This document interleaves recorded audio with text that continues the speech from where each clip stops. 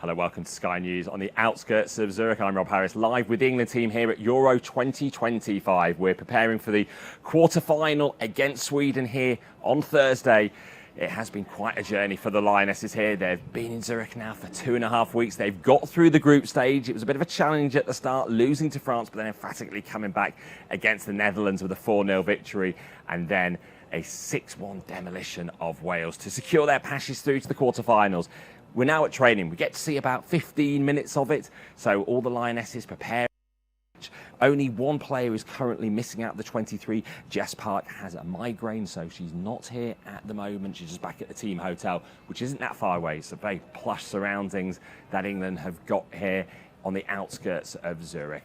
So we're going to give you a sense of what things are like as the players are warming up and speak to some of the people in and around training, the chance to have a sort of glimpse into how the team are preparing.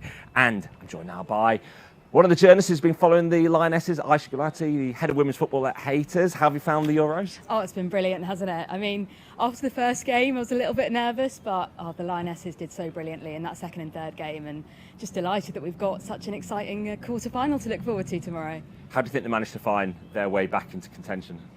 Yeah, I mean, we spoke to them after the game, and they said we didn't show what we were capable of today. They've always had the ability. It was just Ella Toon described it as a rocket that they needed, and I think maybe that was the case. They went in, it didn't go to plan, and then they just turned it around. They know they have that ability. They didn't just turn it around, they did it so convincingly in that Netherlands game, and then again in that Wales game, that they've really shown themselves to be true contenders. Let's give a sense of what it's been like. We've been at 2 games in Zurich so far, then not far away in St Gallen, and often it's the England training base we go to, then here to the training ground. How just to find the moments of access we get, like yesterday we spent time with Chloe Kelly and Leah Williamson.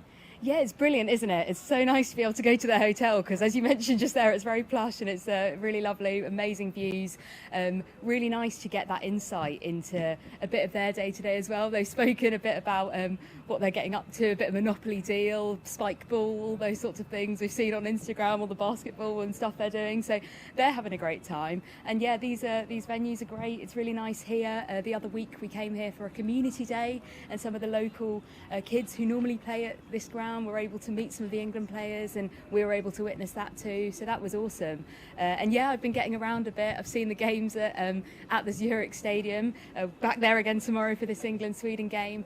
St Gallen was lovely too, a bit smaller but really nice. They really put on quite a show in St Gallen. A lot of shops with football branding, England-Wales fans taking over on a day that would normally be pretty closed with no shops open. Yeah, and everywhere, the whole country has got Euros fever. It is so wonderful to see. The trams have the Euro logo on it. There's the big Euros balls in every city. It's brilliant. Switzerland have just really, really embraced it, and I think it's so brilliant as well that Switzerland have made it to the quarterfinals too, and have set up their own quarterfinal against the world champions, Spain. Yeah, and obviously now we're looking ahead to Sweden. Who do you think their main threats will be? Perhaps people less familiar with a lot of the players, Stina Blackstenius with Arsenal, but where do you think those threats will come? Yeah, it's interesting because, you mentioned Stina Blackstenius, of course, at the Champions League. She scored the Champions League winner for Arsenal, facing some of her Arsenal teammates here. Leah Williamson spoke yesterday about the threat that Stina poses. Another WSL player, Johanna Rytting-Kaneryd, she's got player of the match twice so far, so yeah, people familiar with her. I think as well with Sweden, they've actually only conceded one goal of the whole group stages in those 3 games. So I think that's going to be tricky, but equally England have shown that they can fire from all cylinders. We've had so many different goal scorers from the Lionesses. There's no reason why they can't break down Sweden tomorrow, but it's going to be a really tough matchup. We got this fascinating sort of insight into the WhatsApp groups yesterday, and particularly the one with the clicks. What people previously might have called just substitutes, now finishers. Yeah, the positive clicks. We all saw that when Beth Mead and Aggie Beaver-Jones scored the other day, that celebration. It was going, what's going on? And it's really nice. It shows that whole team mentality. You know, they might be on the bench, game changers, finishers, all those words that are being used, but it's just being turned into such a positive thing. And it really is so important. You know, there's 23 players here and everyone plays their part. And we see that here, you know, they're all training together and that whole group mentality. And Chloe Kelly spoke so so nicely about that yesterday, just what it means to all of them, just to be here, to know their role and to just perform when they get that opportunity to come on. Because, of course, while Chloe Kelly very much in the spotlight for scoring the winner in the final in 2022, she was a sub. Yeah. She is very accustomed to that role as a sub, but she's very comfortable in it. Yeah, definitely, and it's nice for her to say that as well, because you know, people might think, oh, people always want to be starting, but it just can't be like that all the time for all these players. So yeah, Chloe Kelly knows more than anyone the importance of super subs. So it's nice to see some of those other names as well here. You know, you've got your Aggie Beaver-Jones, Michelle Adjaman, the young players who haven't been here before, and they're being able to be given that opportunity to be those super subs, those names that are now household names like Russo, Toon and Chloe Kelly became at the last Euros. Well, we'll see how they get on tomorrow night. Thanks for joining us live on Sky News. I know you've got to go much. and like glimpse around, Yeah, see what you can exactly. glean from any little drills there. Thanks, Thank Rob, you so much. you. Yeah, now let's take a just brief watch in to see some of the training session at the moment here on the outskirts of Zurich.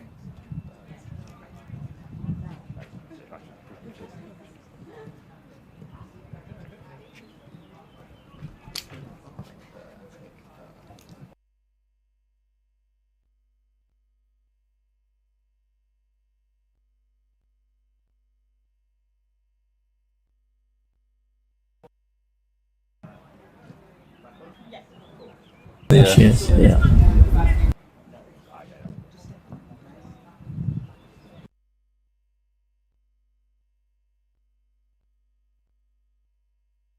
Well, that's some of the insights you might be getting from seeing some of the players out there.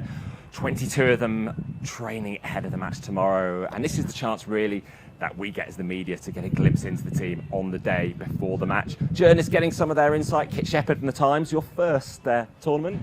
It is indeed, and it's going well so far. Yeah, excited for tomorrow. How do you sort of find it going in and around the camp, spending time with the players? I suppose often more than during the season, that lengthy time with the players. Yeah, you get to know them a little bit more, which is really nice. We get so much more contact with them and so much more frequent contact rather than maybe speaking to a couple of them and then not seeing them for a month, as normally happens in international football. So yeah, it's nice to get that consistent time with them. We like speaking to them at least, and hopefully they don't mind speaking to us as well. Are there any particular insights that have surprised you or you found interesting, particularly when you're trying to write those colour pieces in the paper?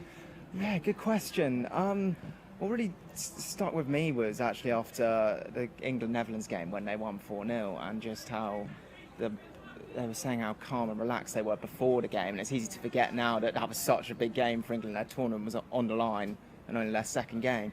But everyone we spoke to afterwards was saying, yeah, we came into the game, we were very relaxed, we were doing jigsaws, playing Monopoly beforehand. And I think that's kind of underpins their whole moods throughout this tournament. Just said very calm, level-headed, and so far it seems to work for them, at least since that opening night defeat against France. Because really different territory for England. In fact, not since 2015 losing an opening game, so it had been quite a steady progress at the previous tournaments. And of course, now this is a sixth successive quarter-final for the Lionesses. Yeah, and it certainly could work to their advantage, having that basically being in knockout football from match 2, losing to France in the opening game and being in the group of death as well. Everything was on the line, and the fact that they came through such high stakes games so early in the tournament, that's only going to help them in theory in the quarterfinal against Sweden, who have played very well but haven't faced the same amount of jeopardy as England. So that, yeah, could be a real advantage for England. Yeah, even when playing Germany, and that was impressive, a 4-1 win. Yes. Less the jeopardy having won their first 2 games, of course. It was all about largely who finishes top, wasn't it?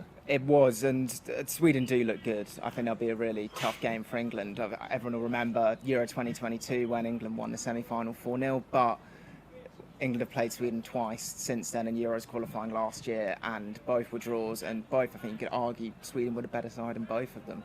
So it's going to be a really tough challenge for England tomorrow, and they'll have to be on top of their game. Sweden are a big physical side, pose some of the similar threats that France did. So yeah, it'll be really tough. We've been hearing this phrase a lot about being proper England. So a lot of people trying to define what it means. I'm trying to remember who actually said it now, but it was obviously in that period of the wobble after the France game.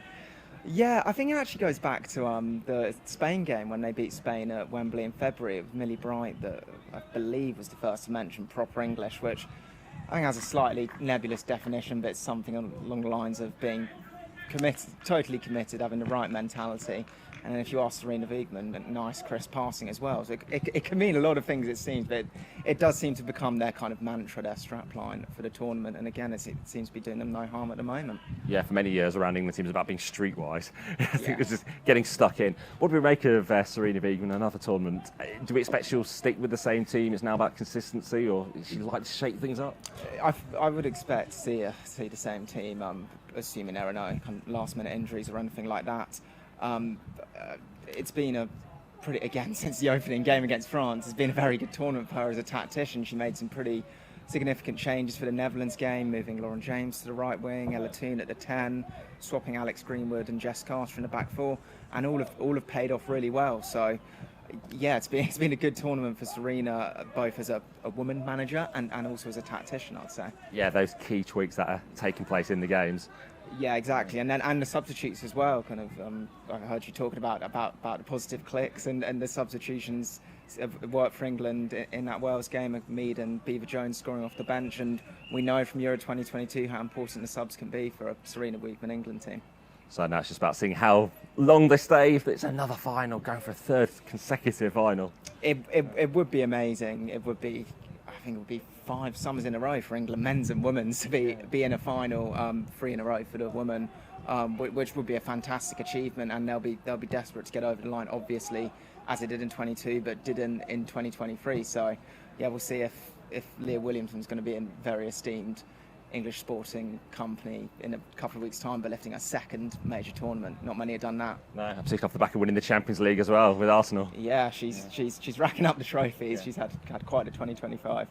Kit, thanks for joining us live on Sky News. Let you go back to try and see what's going on at training. Thank you very much. Bits of colour. Yeah, bit of eagle eyes. Yeah.